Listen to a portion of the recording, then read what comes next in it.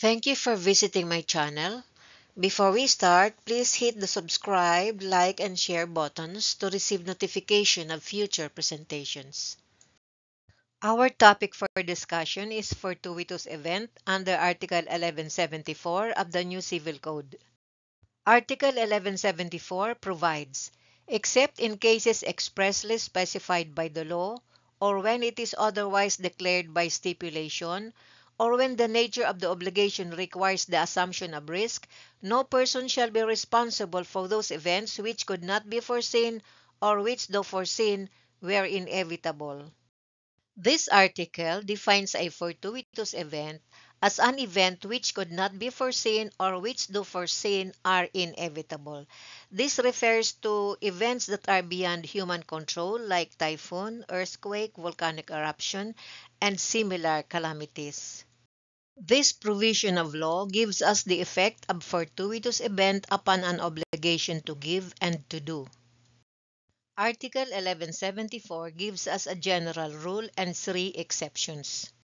The general rule is, no person shall be responsible for those events which could not be foreseen or which, though foreseen, were inevitable. And the exceptions are 1. When specified by the law, 2. When it is otherwise declared by stipulation, or 3. When the nature of the obligation requires the assumption of risk. There is actually a fourth exception, which is when the obligation is to deliver a generic thing. This is based on Article 1263, which says, in an obligation to deliver a generic thing, the loss or destruction of anything of the same kind does not extinguish the obligation. This is the doctrine of genus non quam peruit, which is translated into genus never perishes. For a detailed discussion of the legal maxim genus non quam peruit, please follow the link provided below. From that provision, the general rule is, no person shall be responsible for those events which could not be foreseen or which, though foreseen, were inevitable. Illustration of the general rule. A trucking company, the obligor, agreed to deliver 500 sacks of rice from Nueva Ecija to Manila. While the goods were in transit, an unexpected super typhoon hit central Luzon. Despite the driver taking all possible precautions, parking the truck in a safe area, securing the cargo, the floodwaters rose rapidly and destroyed the goods. The typhoon was unforeseen and unavoidable. The driver and company exercised due diligence, and the loss occurred despite all precautions. Therefore, the trucking company is excused from liability for the loss of the rice because the destruction of the goods was due to a fortuitous event. Elements of fortuitous event or caso fortuito. For the obligor to be exempt from liability due to fortuitous event, the following elements must concur. 1. The cause must be independent of the debtor's will. 2. The event must be unforeseeable or unavoidable. 3. The event must render it impossible for the obligor to fulfill the obligation in a normal manner. And 4. The obligor must be free from participation in or aggravation of the injury. The following are specific instances when the obligor is liable even when the failure to comply with his obligation is due to the happening of a fortuitous event. Number 1 exception is when specified by the law. First in the list under the first exception is Article 552, which states in part, a possessor in bad faith shall be liable for deterioration or loss in every case, even if caused by a fortuitous event. If someone is holding or using property knowing they have no right to it, like in bad faith, they are fully responsible for any damage or loss of that property, even if it was due to uncontrollable events like natural disasters or accidents. Example, Pedro takes one's motorcycle without the latter's consent. A sudden flash flood, which is a fortuitous event, damages the motorcycle. Pedro, as a possessor in bad faith, is still liable for the damage of the motorcycle, even though the flash flood was an act of God or a fortuitous event. He must compensate Juan for the value of the motorcycle. The second article under the first exception is Article 1942, which says, "The bailee is liable for the loss of the thing, even if it should be through a fortuitous event. 1. If he devotes the thing to any purpose different from that for which it has been loaned. 2. If he keeps it longer than the period stipulated or after the accomplishment of the use for which the comodatum has been constituted. 3. If the thing loaned has been delivered with appraisal of its value, unless there is a stipulation exempting the bailee from responsibility in case of a fortuitous event. 4. If he lends or leases the thing to a third person who is not a member of his household. And 5. If, being able to save either the thing borrowed or his own thing, he chose to save the latter." The third article under the first exception is Article 2147, which says, "The officious manager shall be liable for any fortuitous event. 1. If he undertakes risky operations which the owner was not accustomed to embark upon. 2. If he has preferred his own interest to that of the owner. 3. If he fails to return the property or business after demand by the owner. And 4. If he assumed the management in bad faith." The fourth article under the first exception is Article 2148, which says, "Except when the management was assumed to save property or business from imminent danger, the officious manager shall be liable for fortuitous events. 1. If he is manifestly unfit to carry on the management. And 2. If by his intervention he prevented a more competent person from taking up the management." The fifth article under the first exception is Article 2159, which says, "Whoever in bad faith accepts an undue payment shall pay legal interest if a sum of money is involved, or shall be liable for fruits received or which should have been received if the thing produces fruits.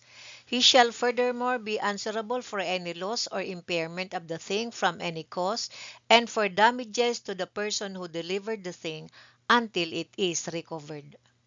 The sixth article under the first exception is Article 1165, which says in part, "If the obligor delays or has promised to deliver the same thing to two or more persons who do not have the same interest, he shall be responsible for any fortuitous event until he has effected the delivery." The seventh article under the first exception is Article 1268, which says, "When the death of a thing certain and determinate proceeds from a criminal offense, the debtor shall not be exempted from the payment of its price, whatever may be the cause for the loss, unless the thing, having been offered by him to the person who should receive it, the latter refused without justification to accept it." And finally, the last article under the first exception is Article 1170, which says, "Those who in the performance of their obligations are guilty of fraud, negligence, or delay, and those who in any manner contravene the tenor thereof, are liable for damages." The second exception to the rule in fortuitous event is when otherwise declared by stipulation. An example of a stipulation stating that a fortuitous event will not excuse the debtor from performing their obligation is the following. Open quote, "The debtor expressly agrees that the occurrence of a fortuitous event, including but not limited to natural disasters, war, or acts of government, shall not exempt them from the performance of their obligations under this contract. The debtor shall remain liable for full compliance with their obligations, notwithstanding the occurrence of such events." Close quote.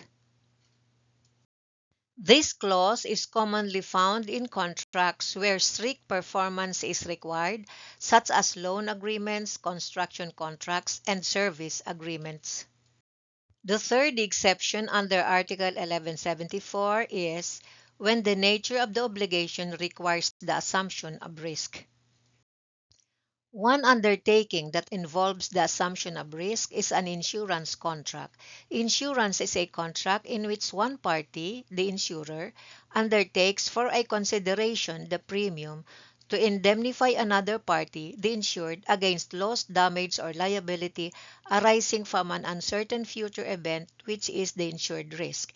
This contract involves an assumption of risk, meaning the insurer assumes the financial burden of certain specified risks in exchange for the premium paid by the insured.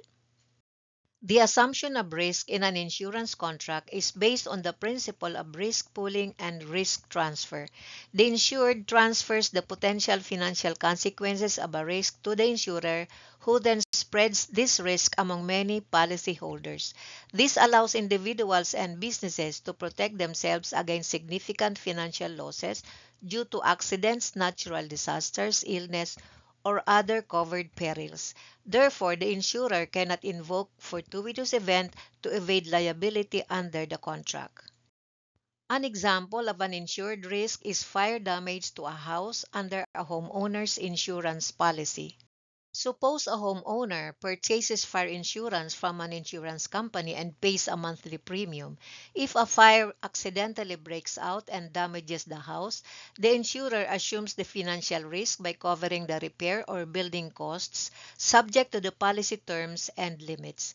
This protects the homeowner from bearing the full financial burden of the loss.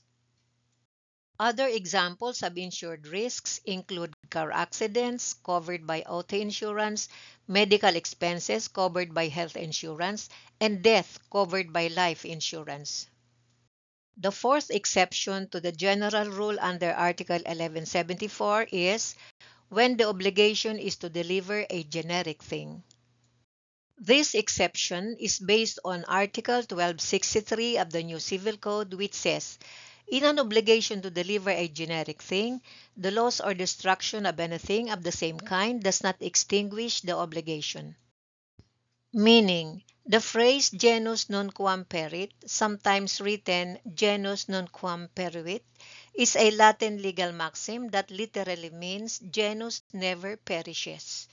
In legal doctrine, it means that when the object of an obligation is generic, like a horse rather than the white horse in your stable, the obligation is not extinguished by the loss or destruction of any particular horse.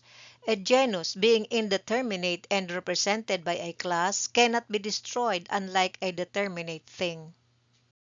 The maxim genus non quam perit plays a key role in determining liability when the object of the obligation is lost. When the object of an obligation is generic, like identified only by its class or genus, the obligation is not extinguished by the loss or destruction of any specific item in that class, even if the cause of such loss or destruction is a fortuitous event, because generic things are inexhaustible. The debtor can always find another item of the same kind. Therefore, under this doctrine, even if the loss of the thing or his failure to comply with his obligations is due to the happening of a fortuitous event, the debtor remains liable. Distinctions between force majeure and fortuitous event. Both force majeure and fortuitous events refer to unforeseen and unavoidable circumstances that prevent the fulfillment of an obligation. However, they have key distinctions as follows.